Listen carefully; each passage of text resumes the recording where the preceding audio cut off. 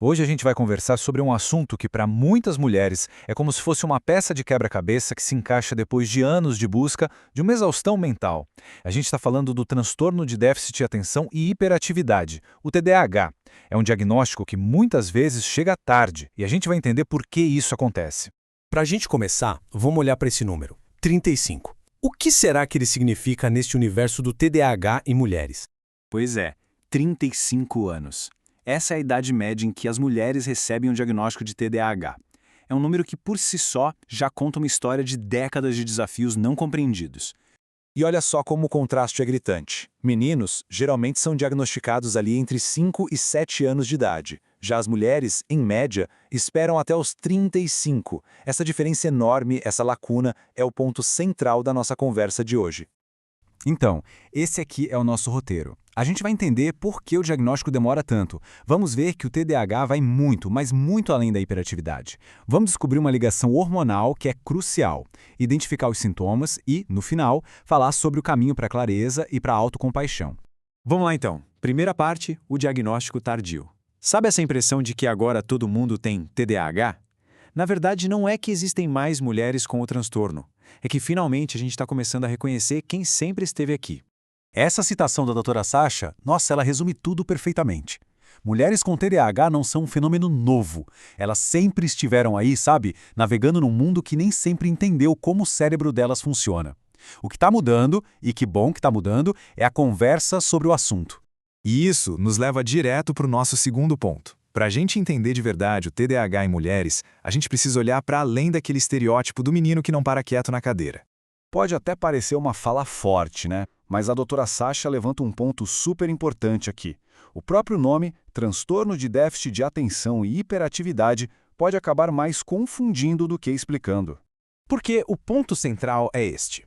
Na sua essência, o TDAH é um transtorno de desregulação. Não é só sobre atenção. Afeta as emoções, o sono, o apetite, tudo isso.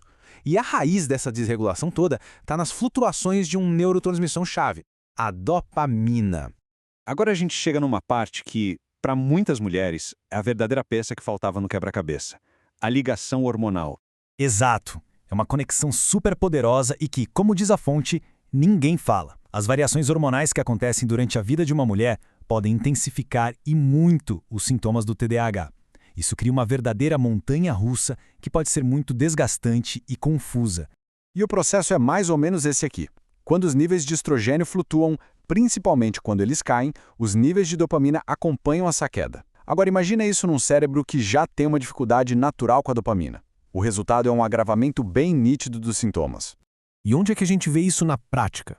Exatamente nesses momentos de baixa de estrogênio. Pensa nos dias que antecedem a menstruação, no período pós-parto ou durante a perimenopausa. São fases em que muitas mulheres sentem que os sintomas saem de controle, sem nem imaginar que existe uma ligação biológica direta por trás disso. Ok, então como é que tudo isso se manifesta em sintomas e como funciona a jornada para o diagnóstico?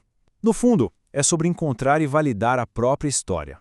Antes da gente detalhar os sinais, vale uma pequena pausa para reflexão. Alguma parte de tudo isso que a gente conversou até agora soa familiar? Olha só, os sinais em mulheres geralmente são diferentes. É aquela sensação crônica de estar sobrecarregada, mesmo sabendo que se tem capacidade. É a dificuldade de começar uma tarefa e talvez uma dificuldade ainda maior de terminar. A desregulação emocional é gigantesca.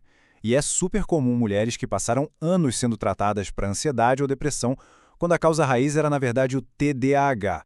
A mensagem aqui é de muito alívio, sabe? Como diz a citação, ninguém precisa decifrar esse quebra-cabeça sem ajuda.